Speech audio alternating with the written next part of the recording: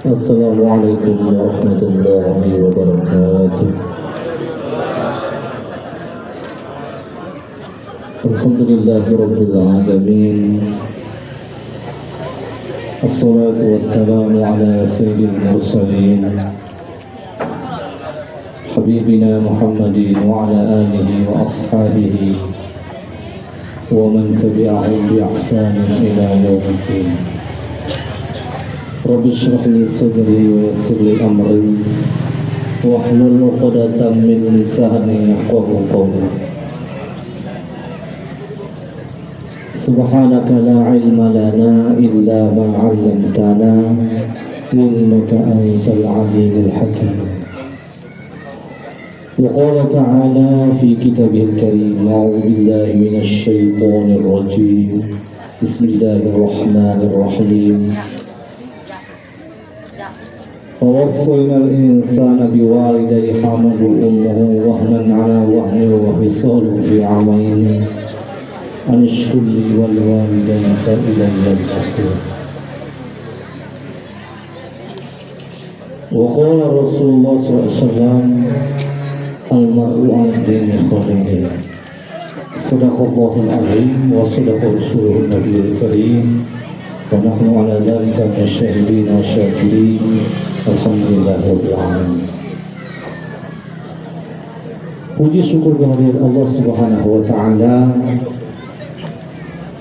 yang sampai saat ini, detik ini, Allah Subhanahu wa taala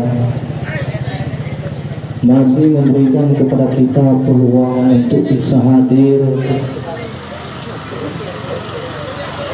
dalam rangka takziah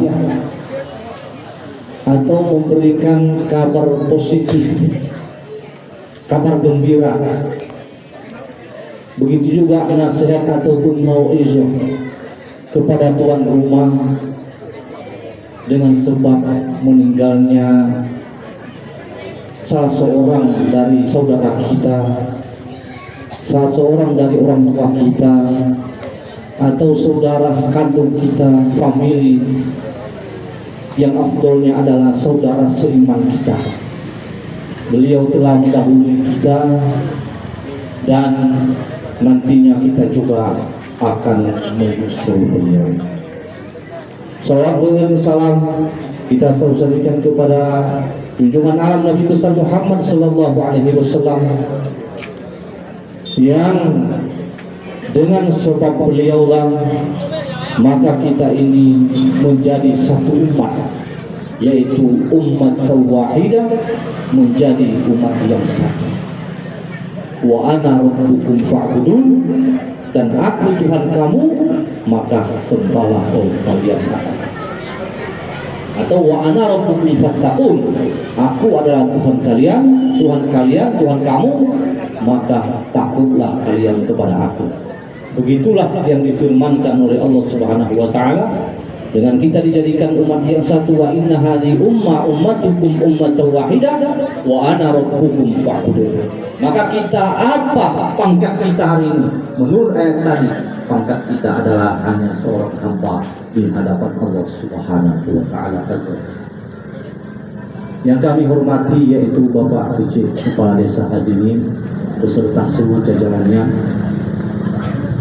Ketua PPD beserta seluruh anggotanya, kemudian berkhusus para ulama, para ustaz-ustaz, para guru kami, orang tua kami, kemudian para undangan, baik bapak maupun ibu. Wabil khusus lagi hormat kami kepada tuan rumah yang telah mendapat ujian dari Allah Subhanahu wa taala. Namun insya Allah ujian ini akan mendapat kemenangan, artinya mendapat pahala dari Allah Subhanahu wa taala. Ma asabai musibatun illa bismillah. Tidak terjadi satu musibah di muka bumi kecuali dengan izin Allah Subhanahu wa taala. Allah menguji kita karena kita mampu. Allah menguji kita karena Allah tahu siapa kita sebenarnya. Dan kematian ini adalah panggilan Allah yang manis. Panggilan Allah kepada hambanya tandanya Allah itu sayang kepada hambanya, makanya diambil kembali. Dulunya diciptakan, akhirnya diambil kembali oleh Allah Subhanahu wa Ta'ala sesuai kadar yang telah ditentukan. Dalam Al-Quran Allah katakan bahwa nahnu qaddalna bainakumul mauta, kami yang telah mentakdirkan kematian, kata Allah. Jadi kematian ini takdirnya Allah. Nahnu qaddalna bainakum al-mauta, kamilah yang menakdirkan kematian kepada kalian semuanya. Jadi ada ketetapan masing-masing.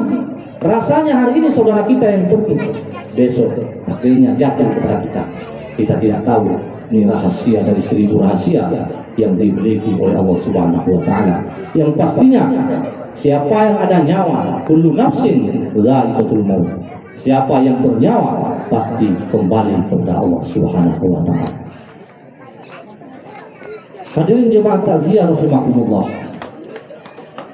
marilah kita merenung dan berpikir. Karena banyak dari dalam Al-Quran Allah katakan afala tatafakkaru, afala yatadakkaru. Banyak. Supaya apa? Kita disuruh berpikir oleh Allah Subhanahu wa Ta'ala. Karena berpikir ini akan menghasilkan buah, akan menghasilkan hasil yang memuaskan. Dengan kita berpikir apa yang seharusnya saya kerjakan, ini akan mendatangkan nilai-nilai kemenangan kepada pribadi seorang. Sehingga Allah Subhanahu wa Ta'ala mengatakan dalam Al-Quran sebagaimana dalam surah Luqman yang saya berkata tadi, walaupun dia ada ayat yang lain di surah Al-Ahqaf, dia hampir sama-sama itu ayatnya. Cuma kalau di Al-Ahqaf ayat 15 dia lebih panjang dari yang di surat Luqman. Ini mewasiatkan Allah Subhanahu wa Ta'ala kepada hambanya. Wasiat Allah. Jadi bukan cuma manusia yang beri wasiat, Allah pun beri wasiat kepada kita. Jauh-jauh hari Allah sudah wasiatkan kita. Wa wassaynal insan biwalidayhi ihsana, kata Allah. Kami wasiatkan manusia supaya dia berbuat baik kepada orang tuanya sebaik-baik mungkin. Ihsan itu di atas hasan. Kalau hasan baik, kalau ihsan sangat baik. Kalau memberi, ya kan, memberi mungkin secara langsung dikasih. Tapi kalau memberi ditaruh di dalam nampan, ditaruh di dalam talam, ditaruh di dalam piring, kemudian disuduhkan kepada orang tadi, itu akan lebih hikmah dan lebih ihsan. Maka ihsan itu derajatnya lebih tinggi daripada hasan. Kalau hasan baik, tapi kalau ihsan di atasnya pasti lebih baik. Maka Allah suruh kita untuk buat baik kepada orang tua, bukan buat baik saja, tapi lebih baik. Berikan yang terbaik. Jadi seperti itu. Berikan yang paling afdol, yang paling bagus apa? Is the best-nya apa? Yang terbaik itu berikan kepada orang tua. Karena ini wasiat. Bukan wasiat manusia, tapi wasiatnya Allah Azza wa Jalla kepada seluruh manusia yang beriman kepada Allah dan Rasul Sallallahu Alaihi Wasallam.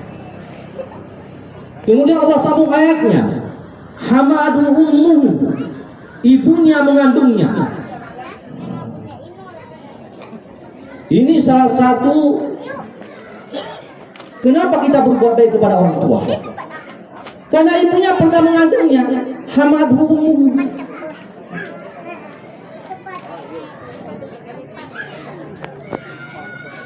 Ibunya mengandungnya, setelah itu melahirkannya.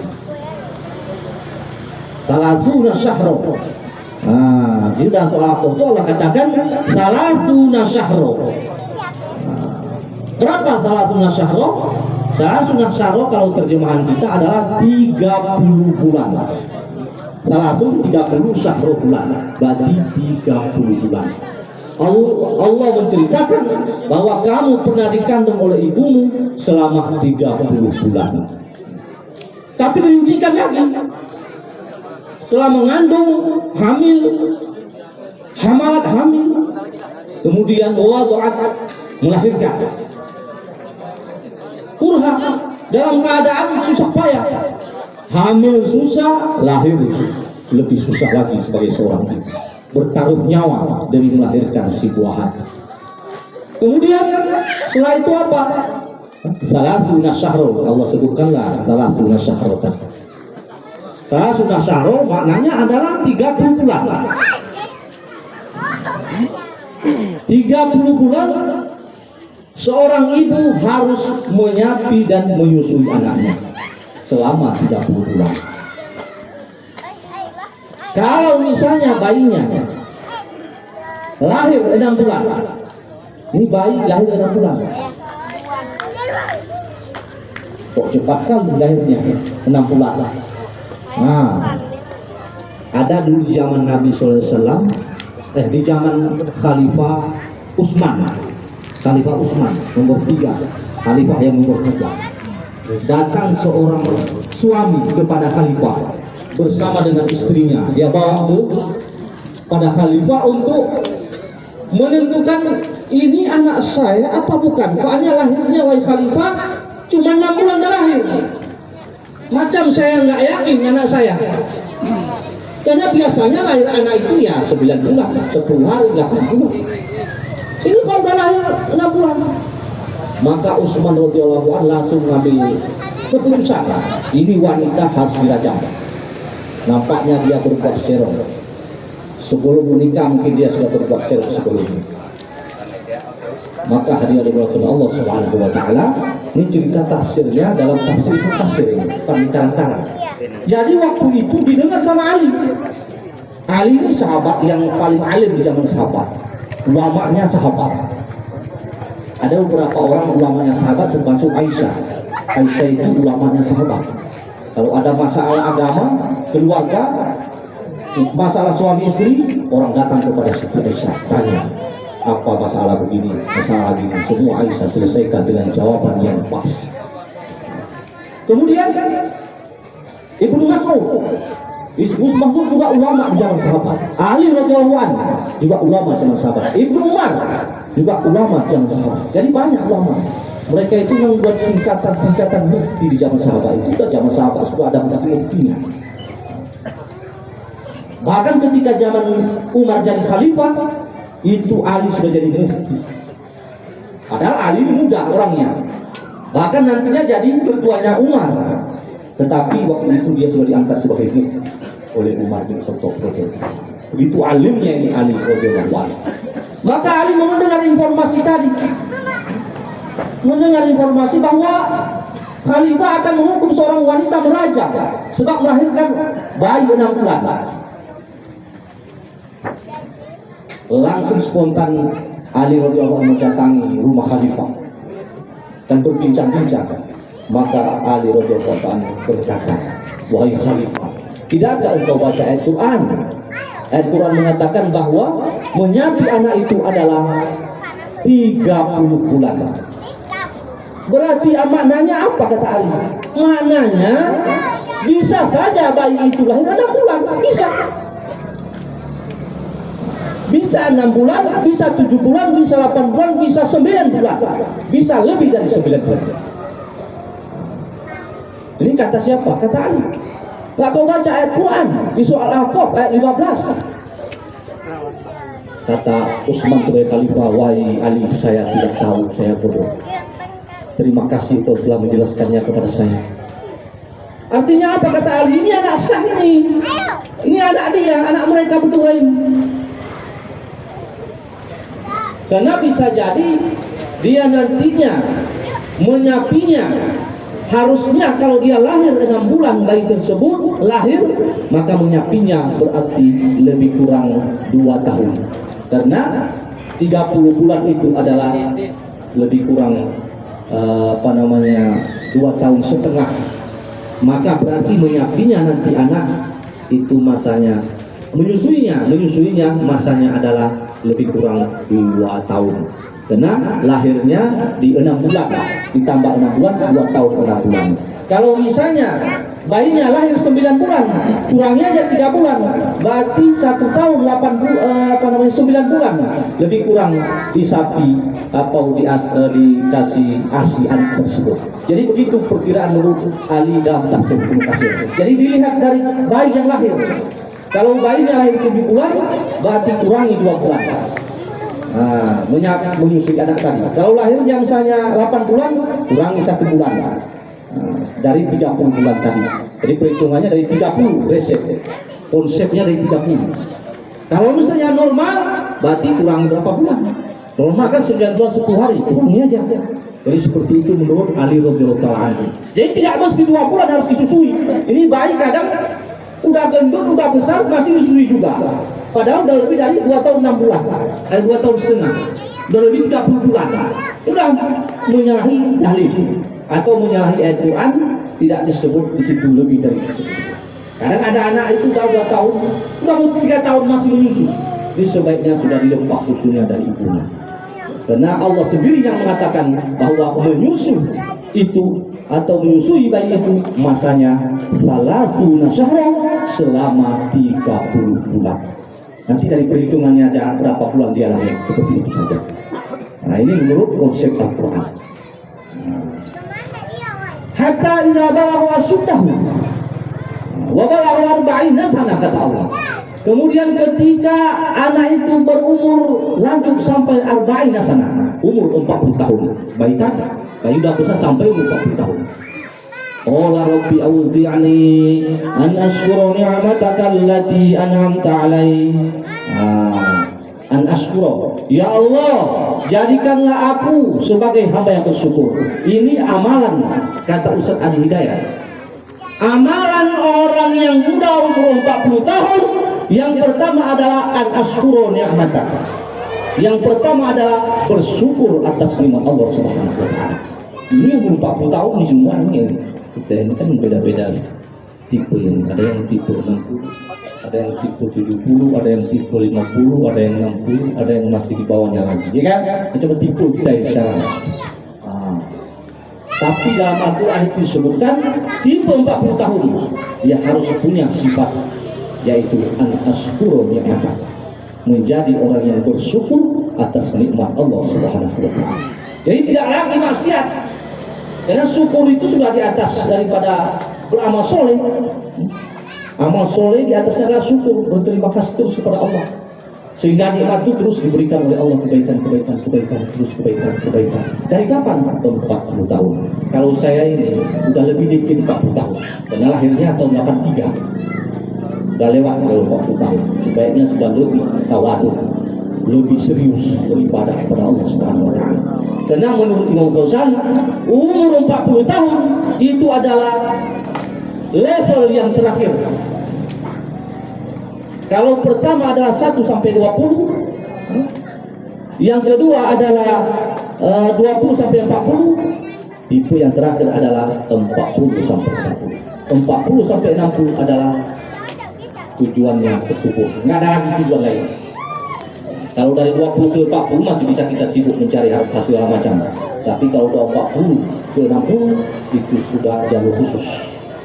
Nah, mendekati hari-hari kita menunggu kematian kita yang disebutkan bahwa kita akan semua kembali kepada Allah Subhanahu wa taala. Jadi ada syukur nikmat yang pertama, bersyukur atas nikmat Allah Subhanahu wa taala. Wa ala walidatik, yang pertama bersyukur atas nikmat Allah, yang kedua berterima kasih kepada ibu bapak. Berterima kasih kepada ibu bapak, kepada kedua orang tua. Ana syukur ni'mataka allati wa ala walidatik, dan juga kepada kedua orang tua. Jadi selain bersyukur nikmat Allah yang diberikan kepada kita, karena dari 20 tahun sudah menikah, sudah punya rumah, sudah punya mobil, sudah punya kendaraan, pekerjaan dan lain sebagainya, atau misalnya masih juga hidup sederhana, belum juga apa mapan dan lain sebagainya, tetap bersyukur kepada Allah Subhanahu wa taala. Karena yang kita hadapi sekarang ini bagi itulah takdirnya Allah Subhanahu wa taala. Maka selain kita bersyukur atas nikmat Allah, yang kedua adalah berbuat baik kepada orang tua. Berbuat kepada orang tua ini termasuk arahan bagi orang yang berumur 40 tahun. Bagi orang yang berumur 40 tahun. Makanya dalam hadis dalam Al-Quran ini banyak sekali menyebutkan masa 40 tahun ini. Sering disebut ini. Ini landasan terakhir soalnya. Maka sering diulang-ulang. Sering diulang-ulang oleh Allah Subhanahu wa taala supaya kita menyadari, berpikir kita sebagai manusia yang lemah dan dhaif.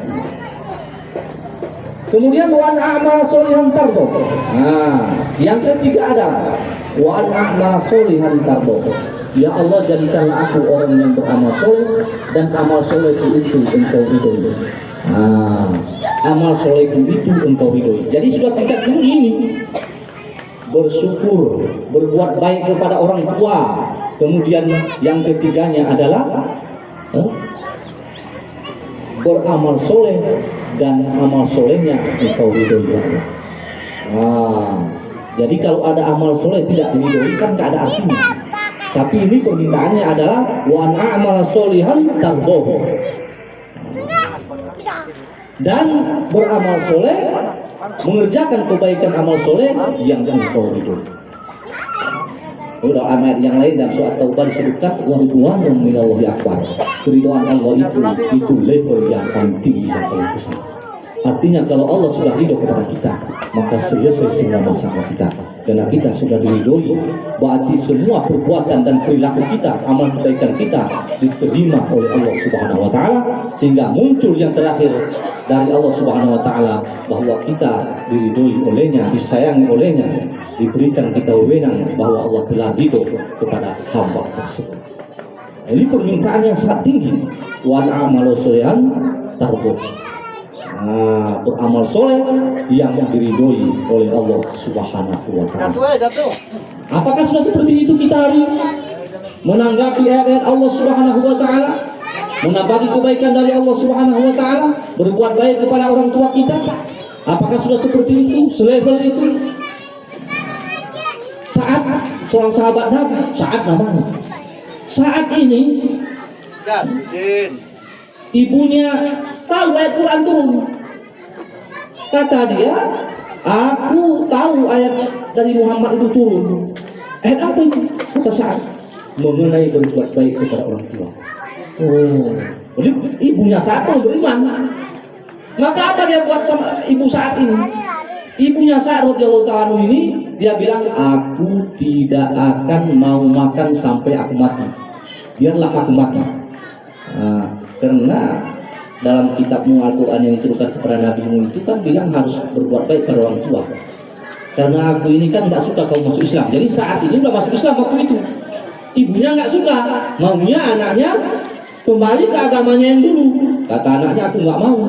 Aku tidak mengikuti Muhammad, agama yang baru ini. Kata ibunya, kalau kau nggak mau kepada agama yang lama, maka aku tidak akan makan, biar aku mati saja. Aku kan ibumu, pasti kau berbuat baik, pasti kau ikut sama saya. Tapi kata Sa'ad, tidak. Kalau masalah keimanan, aku tidak mau ikut ibu. Tapi kalau masalah berbuat baik, saya akan semampu saya akan berbuat baik kepada ibu. Jadi hadis musyawarah maknanya apa?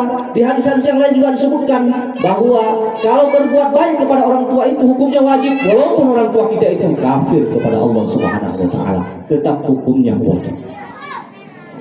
Ini adalah subhanallah. Jadi nggak ada tapi ibu saya, bapak saya nggak bisa. Berbuat baik kepada orang tua hukumnya wajib. Allah sendiri yang sebutkan dalam Al-Quran. Walaupun dia tidak beriman kepada Allah Subhanahu wa taala. Maka ibunya Sa'ad tadi cukup menderita. Dia susah sendiri, dia nggak makan, hilang energi, hilang tenaga, karena nggak makan. Datang saudara-saudaranya ke rumahnya, melihat saudara mereka yang terkapar yang tidak makan. Saat pun bingung macam mana dia nggak mau makan. Terakhir orang saudara-saudaranya itu mengambil kayu diambil kayu, dibuka mulutnya keras-keras. Habis itu dimasukkan air, dimasukkan makanan, masukkan air, masukkan makanan. Tahu berapa hari sehat? Paksa. Karena nggak mau makan, supaya anaknya mau kembali kepada agama yang lama, nggak mau. Terakhir dia mengalah, kalah ibunya. Ini subhanahu wa ta'ala. Salah satu cerita dalam tafsir tersebut menyebutkan bahwa ada juga rupanya orang dulu memaksa anaknya untuk kembali kepada agamanya, padahal agama itu tidak benar. Yang benar adalah agama yang dibawa oleh Nabi Muhammad SAW. Dan hari ini banyak terjadi Kalau di sini mungkin nggak ada tempat kita, tapi kalau di tempat lain seperti Jakarta misalnya, satu rumah itu bisa saja yang anaknya Kristen, anaknya ini, bapaknya Islam, biasa aja satu rumah, normal-normal aja. Kalau di sini nggak ada. Bahkan udah masing-masing, kamu terserah kamu, lakum dinukum waliyadin, you saya terserah, sampai seperti itu. Karena kepahaman Islam itu sangat dangkal, sangat tipis kepahaman yang berislam, sehingga anaknya terjadi atau masuk ke agama lain pun dia anggap sepele, tak ada masalah. Seperti itu Allah Subhanahu wa Ta'ala. Itu kejadian yang waktu saya di Boyolali, Semarang, Jawa Tengah, dekat Jogja. Seperti itu kejadian kita datang ke rumah bersilaturahmi. Seperti itu kejadian mereka sangat aneh. Bahkan ada seorang wanita mahasiswi, dia bisa mengajak orang-orang ke dalam Kristen, orang Islam diajaknya, cuma dikasih indomie, dikasih roti, segala macam keperluan apa dapur, mereka bisa balik agama Allah Subhanahu wa Ta'ala. Begitu daifnya keimanan mereka, dan kita pun terkejut dan heran kok bisa terjadi seperti itu, karena disebabkan kedangkalan keimanan ditambah ekonomi yang morat-marit, maka membuat iman jadi hancur Allah Subhanahu wa Ta'ala. Kemudian Allah Subhanahu wa Ta'ala kemudian Allah Subhanahu wa Ta'ala menyebutkan lagi,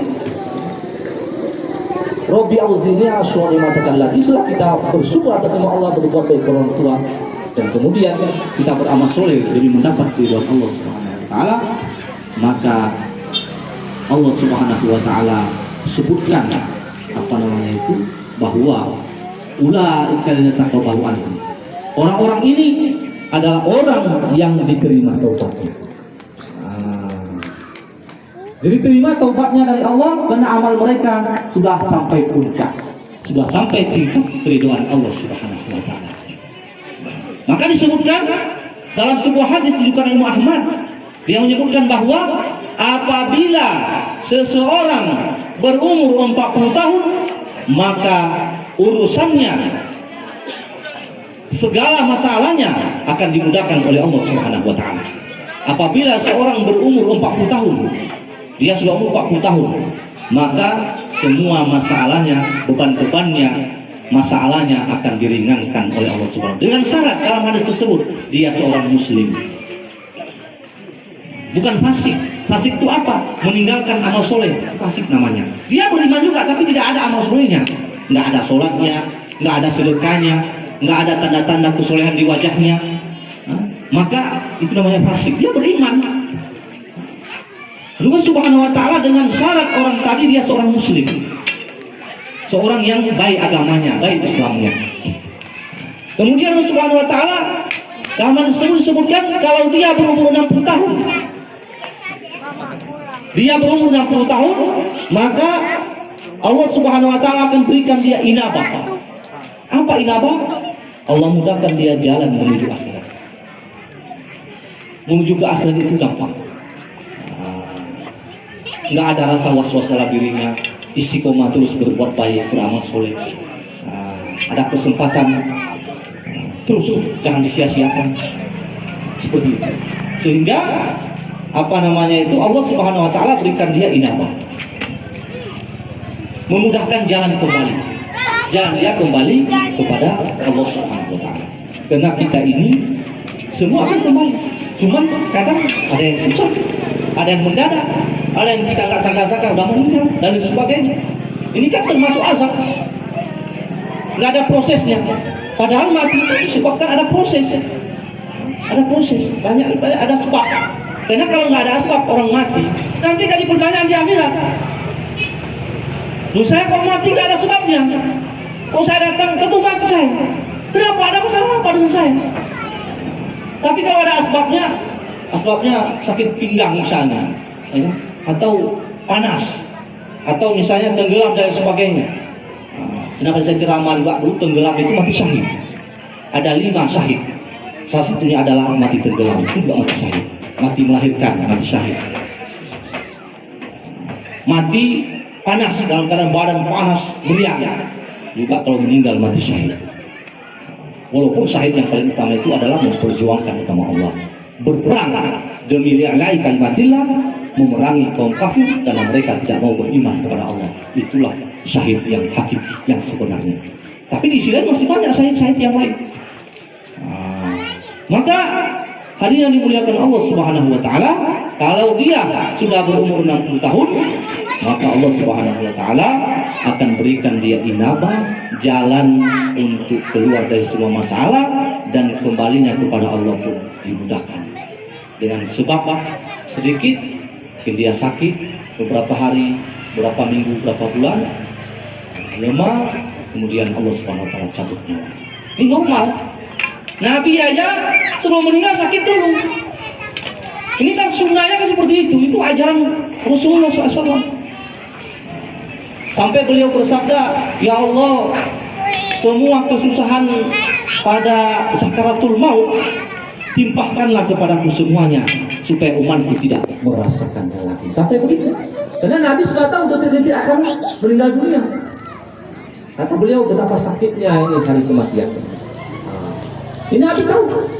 Beliau sampaikan betapa sakitnya ini sakaratul maut ini. Jadi dia sampaikan, artinya beliau sakit, demam dan sebagainya sebelum beliau meninggal. Sehingga nanti kita ada alasan di hadapan Allah Subhanahu wa taala. Dengan kita sakit, itulah kita meninggal, disebabkan juga dosa-dosa kita yang Allah Subhanahu wa taala. Apabila seseorang berumur 70 tahun, ini naik terus ini. Dari 40 jadi ke 60. Hasilnya kalau 60 macam mana? Kemudian naik ke 70.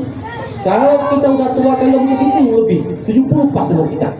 60 masuk ke 70. Maka ketika itu Allah perintahkan kepada malaikat, atau Allah Subhanahu wa taala beritahu kepada malaikat supaya menyayangi orang tersebut, mengasihi orang tersebut karena umurnya sudah 70 tahun. Kemudian ketika level 80 dosanya dihapuskan semua oleh Allah Subhanahu wa taala, kemudian kebaikannya ditambah oleh Allah Subhanahu wa taala. Ini yang paling untung. Kalau ulang kita kan nggak tahu umur kita sampai 80. Kenapa? Untungnya apa? Dosa kita habis dihapuskan oleh Allah Subhanahu wa taala. Habis semua dihapuskan. Kemudian kebaikan kita ditambah-tambah oleh Allah Subhanahu wa taala. Ini kalau sampai umur 80. Tapi jarang sekarang ini. Karena Nabi bersabda, umur ummati baina sitti wa sab'in. Umur umat itu di antara 60 dan 70. Kemudian setelah 80 tadi, yang terakhir adalah 90 tahun. Orang ini kalau udah umur level 90 tahun, maka dalam hadis riwayat Imam Ahmad yang menyebutkan bahwa dengan syarat dia seorang muslim, betul-betul dia beribadah kepada Allah Subhanahu wa taala, walaupun udah umur 90 tahun, maka Allah Subhanahu wa taala akan berikan dia apa?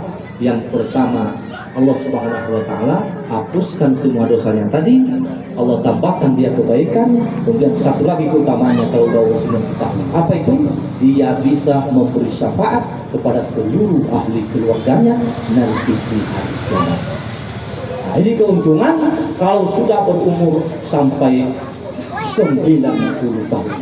Dosanya sudah habis, kebaikannya ditambah-tambah oleh Allah Subhanahu wa taala, kemudian dia diberikan wewenang untuk memberikan syafaat kepada ahli keluarganya sampai ke anak cucunya. Karena dalam ayat tadi disebutkan wa min dzurriyyati, sampai ke anak cucuku. Dia minta kepada Allah, bukan cuma sampai kepada saya, ya Allah buat baik kebaikan ini, usahakan ya Allah menyebar kepada anak saya dan cucu saya. Zurriyati, kalau zurriyati dalam Al-Quran itu maknanya apa? Bukan cuma cucu, sampai ke cicit, sampai bisa 7 turunan, bisa menikmati hasil karya kakeknya yang dulu.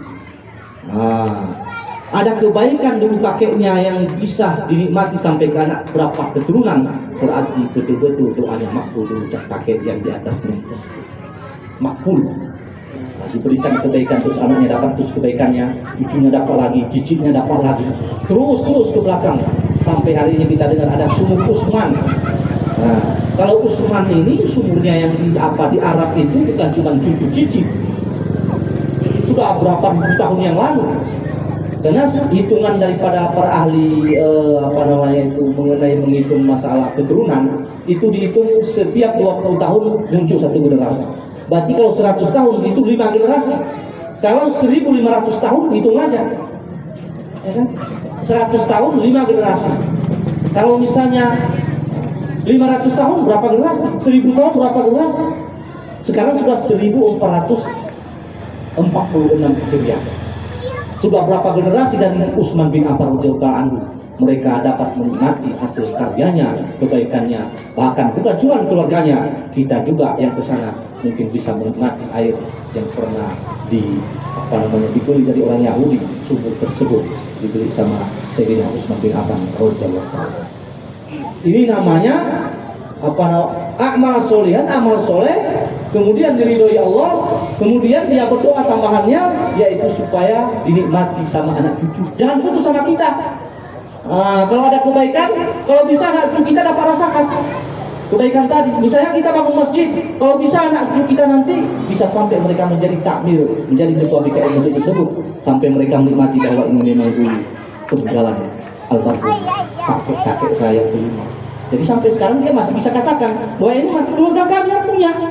Berarti kebaikan dari kakeknya dulu masih dinikmati keturunannya.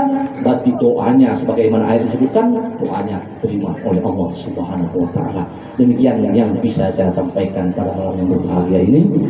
Mudah-mudahan manfaatnya, tidak bisa panjang lebar sebabkan juga ilmu kami tipis dan sedikit. Maka bila ada kebaikannya itu semua bersumber dari Allah Azza wa Jalla. Bila ada kesalahan saya juga minta ampun dan sama-sama minta ampun kepada Allah Subhanahu wa taala. Semoga almarhum beliau diterima di sisinya. Saya lihat beliau ada orang yang murah senyum, karena saya sering beli gorengan di sini. Sering gorengan, karena saya orang Kota Batu. Jadi saya mampir sering beli gorengan, beli apa di sini. Dia orang yang paling ramah menurut saya. Dan orangnya jarang bicara, tapi senyum aja kita jumpa senyum. Nah, jumpa di masjid kadang, selalu dia melambaikan tangan gitu. Artinya apa? Menurut saya orangnya orang baik. Seperti itu. Jadi demikian, mudah-mudahan Allah berkabulnya, Allah tempatkan dia di Jannatul A'la, yaitu Jannatul Firdaus. Amin amin ya rabbal alamin. Billahi taufiq wal hidayah. Subhanallahi wa bihamdihi asyhadu an la ilaha illa anta astaghfiruka wa atubu ilaik. Assalamualaikum warahmatullahi wabarakatuh.